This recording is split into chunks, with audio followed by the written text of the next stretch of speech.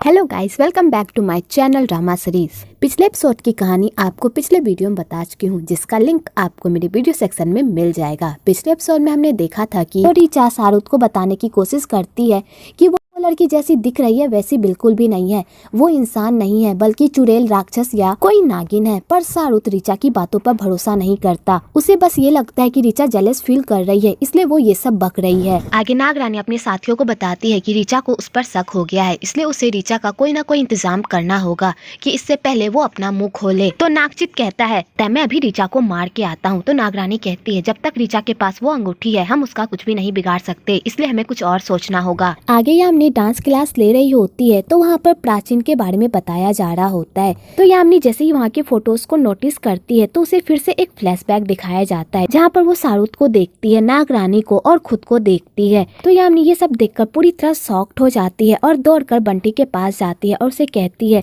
मुझे ये कहानी धीरे धीरे समझ में आ रही है। मुझे लगता है नागरानी अनावंदी जिस राजकुमार चाइवोंग के बारे में बात कर रही थी वो राजकुमार चाइवोंग कोई और नहीं बल्कि शाहरुख है। मुझे लगता है कि हम तीनों ही पास्ट से कनेक्टेड हैं और हम तीनों की क्या स्टोरी है मुझे कुछ समझ में नहीं आ रहा। तो बंटी कहता है तुम कुछ ज्यादा ही एज्यूम नहीं कर रही, क्या पता ये सब तुम गलत सोच रही हो। तो यामिनी कहती है ऐसा नहीं हो सकता, जब भी मैं कोई फ्लैशबैक देखती हूँ तो वो सच रहता है। तो बंटी कहता है आगे हम क्या करें। तो यामिनी कहती है अब हमारी नागरानी माता ही हमारी हेल्प कर सकती है, हमें उसके पास जाना चाहिए और उनसे पूछना चाहिए। आगे वो लोग नागरानी माता के पास जाते हैं। तो यामिनी नागरानी माता को बुलाती है तो नागरानी माता प्रकट होती है। तो यामिनी नागरानी माता से पूछती है कि आखिरकार उसने पास्ट ऐसी क्या गलती की थी जो नागरानी उसके पीछे पड़ी हुई है।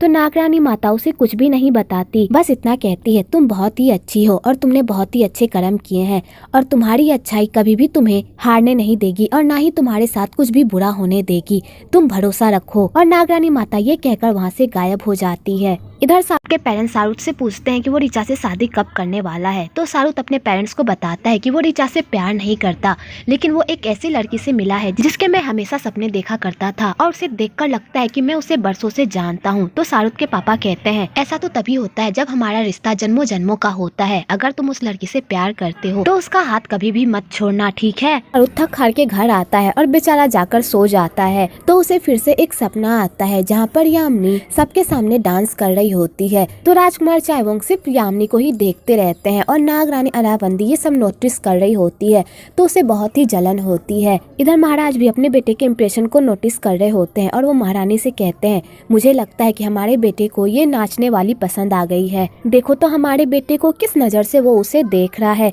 तो रानी भी ये सब देखती है और नागरानी अनावंदी भी ये सब सुन लेती है। उसका तो ये सब सुनकर तो खून खोलने लगता है। आगे राजकुमार चाइवोंग यामिनी से अकेले में मिलने के लिए जाते हैं और राजकुमार चाइवोंग यामिनी को कहते हैं तुम्हारा डांस इतना अच्छा था कि मैं तुमसे नजर ही नहीं हटा रहा था, तुम बहुत ही अच्छा डांस करती हो और तुम काफी सुंदर भी हो। और राजकुमार चाइवोंग यामिनी के साथ फ्लर्ट करने लगते हैं। तो यामिनी भी राजकुमार चाइवोंग के चार्म में पूरी तरह फंस जाती है और यहीं से इन दोनों के प्यार की शुरुआत होती है। आगे शाहरुख जब ये सपना देख रहा होता है तो वो बहुत ही स्माइल करता है कि तभी वहाँ पर नागरानी आती है और कहती है तुम अब भी उस लड़की के बारे में सोच रहे हो ना, हमारे पास्ट के बारे में भूल गए, तुम ये भी भूल गए कि हम दोनों एक दूसरे से कितना प्यार करते थे और तुमने मुझे इसी प्यार के बदले क्या दिया था, क्या वो सब भूल गए तुम? ऐसा तुम नहीं कर सकते, तुम हमारे बारे में नहीं भूल सकते।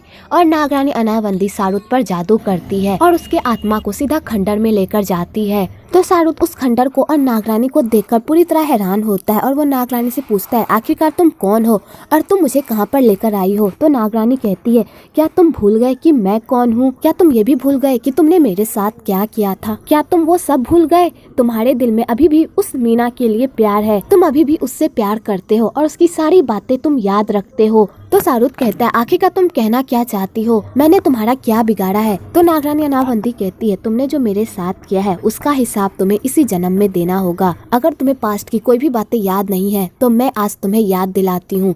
और नागरानी अनावंदी शाहरुख के दिमाग में कुछ ऐसे मंत्र फूंकती है जिससे पास्ट की स्टोरी दिखाई जाती है। आगे फाइनली हमें इन तीनों की लव स्टोरी दिखाई जाती है कि इन तीनों की लाइफ में ऐसा क्या हुआ था जो वो तीनों एक दूसरे से जुड़े हुए हैं।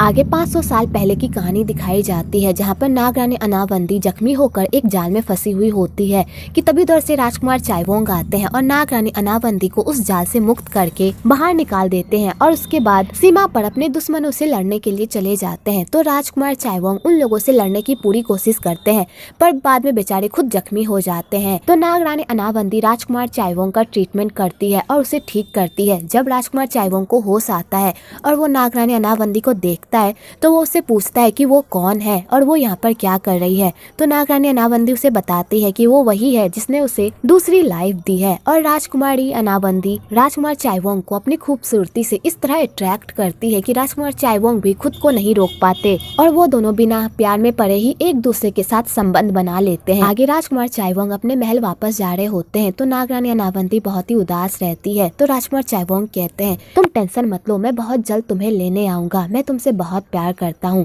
और मैं तुम्हें वादा करता हूँ चाहे कुछ भी हो जाए मैं तुम्हारा साथ नहीं छोड़ूंगा। तो नागरानी अनावंदी ये सुनकर खुश हो जाती है। उसके बाद राजकुमार चाइवोंग नागरानी अनावंदी को अपने महल वापस लेकर आ जाते हैं। तो नागरानी अनावंदी वहाँ पर इंसानों की तरह रहती है ताकि वो राजकुमार चाइवोंग के पास रह सके। उसके बाद ही मीना की एंट्री होती है, जहाँ पर राजकुमार चाइवोंग मीना के डांस को देखकर उस पर पूरी तरह मोहित हो जाते हैं और यहीं पर से ये दोनों प्यार में पड़ जाते हैं। और नागरानी अनावंदी ये सब नोटिस कर रही होती है तो उसे बहुत ही बुरा लगता है कि राजकुमार चाइवोंग उससे प्यार करते हैं, तो वो उसे धोखा कैसे दे सकते हैं दूसरी लड़की से प्यार करके। उसके बाद पूरी लाल चांद की रात आती है तो नागरानी चांद को देखकर महल से बाहर जाने की कोशिश करती है, लेकिन ऋचा उसे रोकने की कोशिश करती है और ऋचा उसका नागिन रूप हल्का देख लेती है। तो ऋचा को नागरानी अनावंदी पर शक हो जाता है तो ऋचा नागरानी अनावंदी का पीछा करती है और ऋचा को फाइनली पता चल जाता है कि नागरानी अनावंदी एक नागिन है। तो ऋचा ये सब देखकर तो सदमे में ही आ जाती है। आगे ऋचा अपने अंकल को इस बारे में बताती है तो अंकल कहते हैं, तुम टेंशन मत लो, मैं उस नागिन से छुटकारा पाने का कोई ना कोई रास्ता ढूंढता हूँ। आगे एक उत्सव मनाया जाता है जहाँ पर मीना डांस कर रही होती है और राजकुमार चाइवोंग मीना को ही देख रहे होते हैं और नागरानी अनावंदी उन दोनों की नजदीकियों को देखकर पूरी तरह जल के भुन रही होती है। तो ऋचा इसी मौके का फायदा उठाकर नागरानी अनावंदी के गले में वो ताबीज डाल देती है, जिससे नागरानी अनावंदी अपने असली रूप में आ जाती है, वो भी सबके सामने। तो सारे लोग नागरानी अनावंदी के असली चेहरे को देखकर तो पूरी तरह डर जाते हैं। तो नागरानी अनावंदी अपने असली रूप में आकर पूरी तरह बेबस हो जाती है क्योंकि उस ताबीज की वजह से उनकी सारी शक्तियां जा चुकी होती है। तो नागरानी अनावंदी राजकुमार चाइवोंग से हेल्प मांगती है कि प्लीज वो उसकी हेल्प करे, पर राजकुमार चाइवोंग टुक टुक सिर्फ उसे देखते ही रहते हैं क्योंकि उन्हें भी बहुत बड़ा सदमा लगा होता है नागरानी अनावंदी को नागिन रूप में देखकर। आगे नरसिम्हा नागरानी अनावंदी को पेड़ से बांध देता है और अपने बंदों को ऑर्डर देता है कि इस पेड़ में आग लगा दो। तो नागरानी अनावंदी सबसे भीख मांगती है कि प्लीज उसे जाने दे और नागरानी अनावंदी राजकुमार चाइवोंग से भी भीख मांगती है कि मैं तुमसे प्यार करती हूँ, प्लीज मेरी हेल्प करो। पर राजकुमार चाइवोंग नागरानी अनावंदी की हेल्प नहीं करते और कहते हैं, मुझे तुम जैसी नागिन के साथ कोई रिश्ता नहीं रखना, मैं एक इंसान हूँ और तुम एक नागिन, हम दोनों के बीच कुछ भी नहीं हो सकता। आगे नागरानी अनावंदी को जिंदा ही जला दिया जाता है। तो नागरानी अनावंदी राजकुमार के सामने गिड़गिड़ाने लगती है पर राजकुमार चाइवोंग पर इसका कोई असर नहीं होता और नागरानी अनावंदी सबके सामने गिड़गिड़ाती रहती है पर किसी को भी उस पर दया नहीं आती। आगे नागरानी अनावंदी उन लोगों के सारे मंत्रों को तोड़कर मुक्त हो जाती है और वहाँ के लोगों को मारने लगती है। उसके बाद नागरानी अनावंदी चाइवोंग के प्यार मीना को अपने कब्जे में कर लेती है और कहती है, तुम इस नचनिया से प्यार करते हो ना चाइवोंग, मैं आज इसे जान से मार डालूंगी। और नागरानी अनावंदी उसे मारने ही वाली होती है कि तभी पुजारी जी आकर नागरानी पर ऐसा मंत्र फेंकते हैं कि बेचारी नीचे गिर जाती है और इसी तरह मीना की जान बच जाती है। तो नागरानी अनावंदी चाइवोंग को मीना का इतना ख्याल रखता देख उसे बहुत ही गुस्सा आता है और वो मीना को कहती है, अगर मैं चाइवोंग के साथ नहीं रह सकती तो तुम भी चाइवोंग के साथ कभी भी नहीं रहोगी। मैं तुम्हें श्राप देती हूँ, तुम अगले जन्म में एक नागिन बनोगी, तब मैं देखती हूँ कि राजकुमार चाइवोंग तुमसे कैसे प्यार करते हैं, ये जानते हुए कि तुम भी एक नागिन हो। जिस तरह उसने मुझे एक नागिन होने की वजह से छोड़ा है ना, अगले जन्म में वो भी तुम्हें एक नागिन होने की वजह से छोड़ेगा। वेल मीना ये सब सुनकर तो पूरी तरह शॉक्ड हो जाती है और बेचारी की इन समय कोई गलती भी नहीं रहती, लेकिन फिर भी उसे नागरानी से श्राप मिल जाता है और उसकी गलती बस इतनी ही रहती है कि उसने राजकुमार चाइवोंग से प्यार किया होता है। आगे ऋचा भी नागरानी के दिल पर वार करती है और कहती है, दोबारा यहाँ पर कभी भी मत आना, अपनी दुनिया में वापस चली जाओ। तो नागरानी अनावंदी ऋचा को कहती है तुम भी याद रखना, मैं तुम्हें भी नहीं छोड़ूंगी। और नागरानी अनावंदी वहाँ से गायब हो जाती है।